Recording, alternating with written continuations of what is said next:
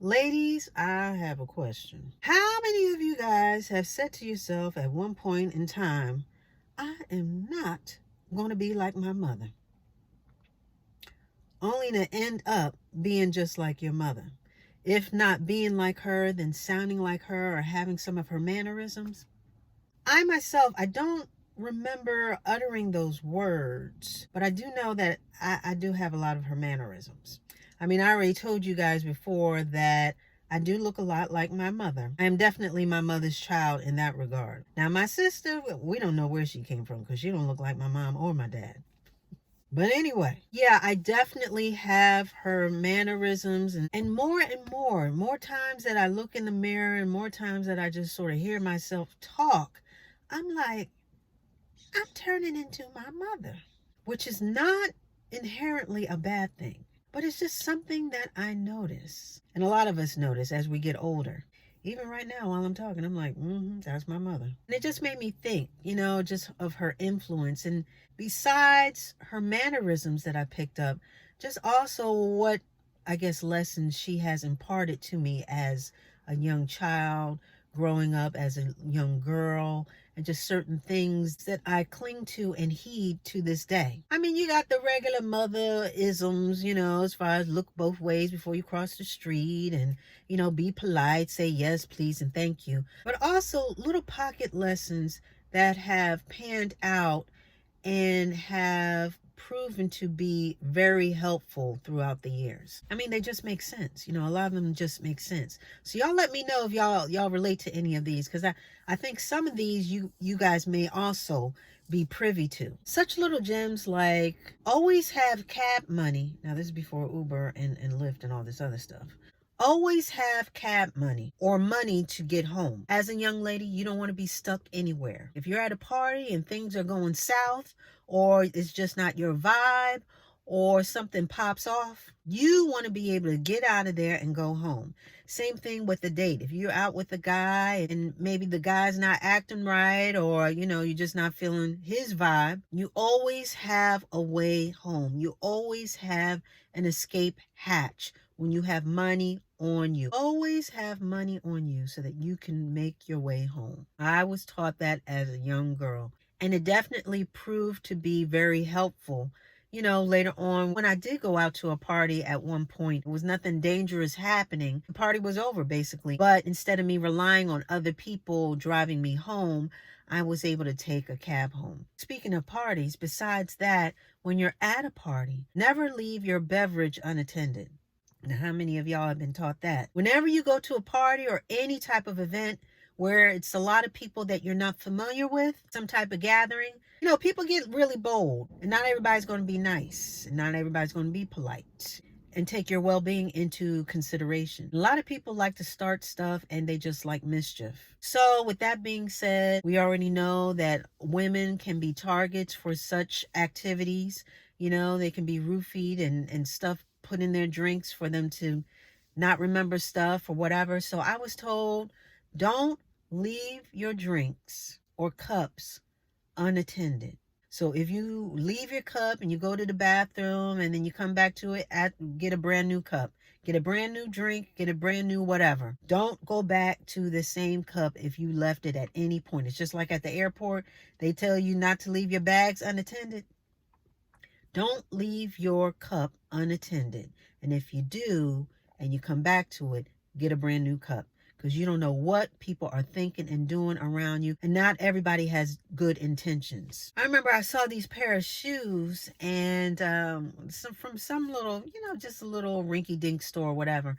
And I remember my mom telling me, honey, don't ever buy cheap shoes. Her reasoning for that is that, cheap shoes, not only do they not wear well, they don't last, but also they make your feet look cheap. They can mess up your feet, because of the fitting, and again, they don't last, and yada, yada, yada. Now, outside of a pair of these like little kicks, and I think I bought some prom shoes from this little, I think it was some little store or whatever, just little heels that I could wear for that night. I wasn't even worried about. I think they were like $20. Outside of those two events, I have definitely kept that in mind. Now, that's not to say you got to spend thousands or hundreds of dollars on a pair of shoes, but just get things that are well made. That was her whole point. Get things that are well made and that you would be proud to wear. Otherwise, they're going to fall apart and have your feet looking like who did it and why. But I got the memo. I got the message. I got the memo.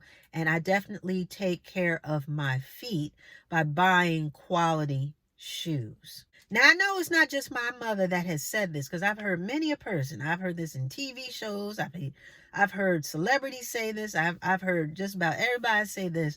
But always have on a clean pair of underwear, because you never know what might happen. You may get in an accident. Something may happen. You may fall out somewhere. Honey, please have on some clean drawers. And I remember the first time that I heard that, I kind of chuckled. And I was thinking, well, if you in an accident, they're not really worried about what's going on down there. I'm sure there are more important things they're going to be worried about. They're not going to be, ooh, look at her underwear. But I get the point. I totally get it, and I totally understand. You want to be prepared. You want to be prepared, or as much as you can be, because you don't know. You can pass out somewhere. I mean, even aside from any type of medical emergency, you want to always present at your best, at your highest, at your best. And that definitely starts with, hygiene. You want to stay on your A game as a young lady. And boys, and all that flipping your drawers or your boxes inside. No, ma'am, we're not doing that. The inside out game, it's not a game. It's not a game. Don't do that. You want a fresh, clean pair of underwears on at all times. You want nothing holy. You don't want nothing stained. You don't want nothing torn. Just always be presentable. Be at your very best. Stay on your P's and Q's and keep on your A game at all times. And that includes having clean underwear. Another one that this may be a cultural thing, but I noticed that a lot of Black mothers, they are very particular about where they eat, whose house you're going to eat, who did the cooking, and how clean they are, whether they got cats.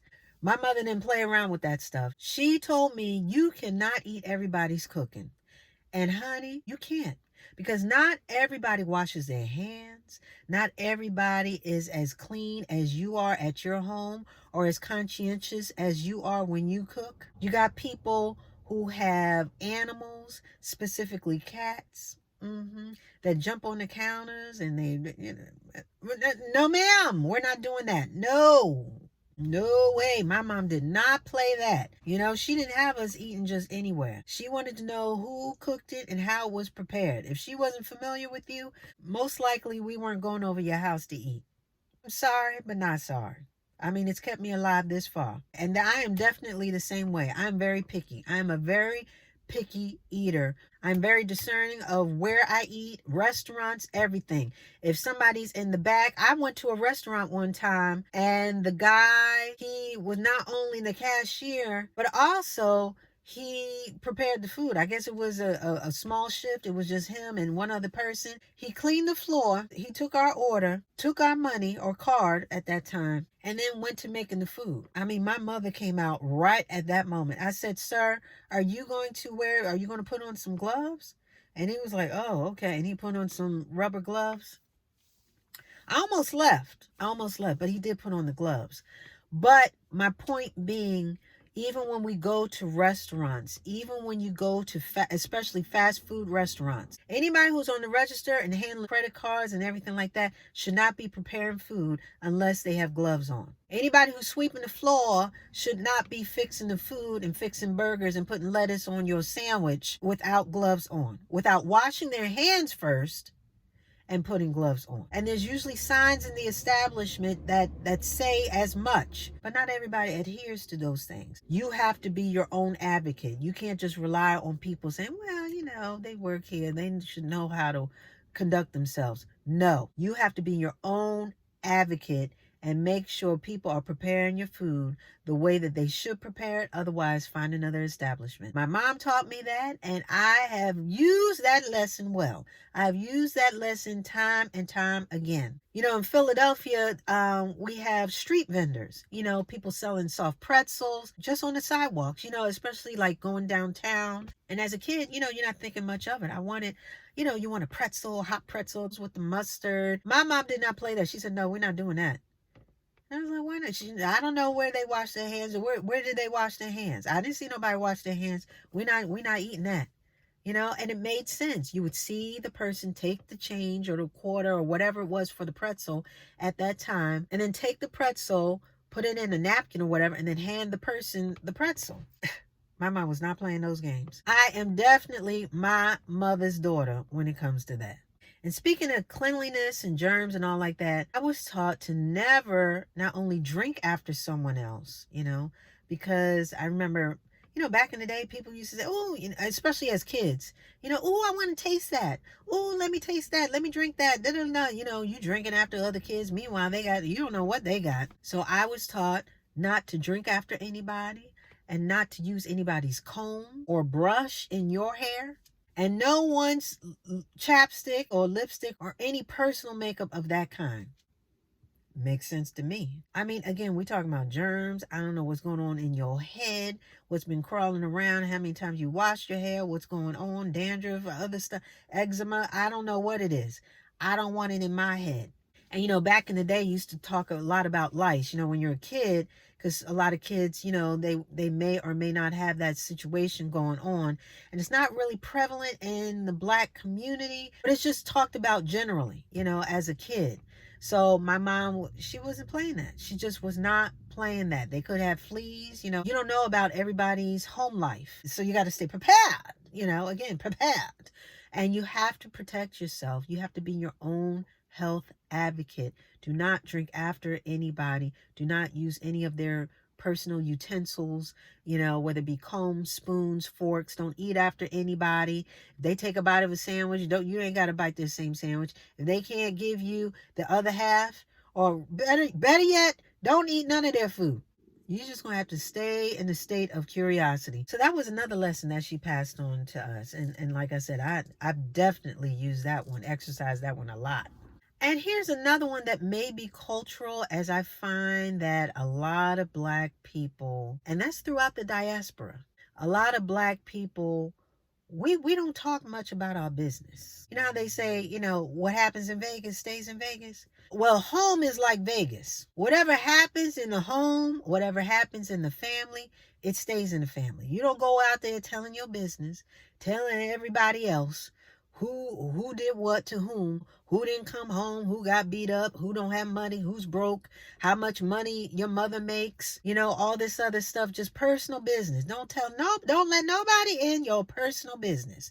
And don't let nobody in your personal family business. It kind of tickles me because, again, when I hear other people sort of refer to this, it's just funny how prevalent it is within certain communities, certain circles. But that's what I was taught. I was taught mum's the word, everybody's fine.